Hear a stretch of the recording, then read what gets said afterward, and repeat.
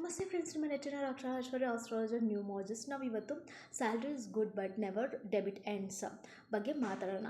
So ಇದು ಏನಕ್ಕೆ ನಮಗೆ ಪ್ರಾಬ್ಲಮ್ ಬರುತ್ತೆ, ಎಷ್ಟೇ ಸ್ಯಾಲ್ರಿ ಬಂದರೂ ನಾವು ಯಾವಾಗಲೂ ಫೈನಾನ್ಷಿಯಲ್ ಪ್ರಾಬ್ಲಮಲ್ಲಿ ಬೀಳ್ತಾನೆ ಇರ್ತೀವಿ. ವಾಟ್ ಈಸ್ ದ ರೀಸನ್ ಅಂದರೆ, in your chart if 6th house is negatively activated by the planet of Mars, Rahu, Shani ಈ ಆ್ಯಕ್ಟಿವೇಟ್ ಆಗಿದ್ರೆ ಏನಾಗುತ್ತೆ, ನಿಮ್ಗೆ ಇ ಎಮ್ ಐಸು ಯಾವಾಗಲೂ ಇದ್ದೇ ಇರುತ್ತೆ. ಲೋನ್ಸ್ ಎಂಡ್ ಆಗ್ತಿದ್ರೂ ಇ ಎಮ್ ಐಸ್ ಪದೇ ಪದೇ ತೊಗೊತಾನೆ ಇರ್ತೀರ. ಸ್ಯಾಲ್ರೀಸ್ ಎಲ್ಲ ಇ ಎಮ್ ಐಗೆ ಹೋಗ್ತಾ ಇರುತ್ತೆ. And mental trust even if you have a good income.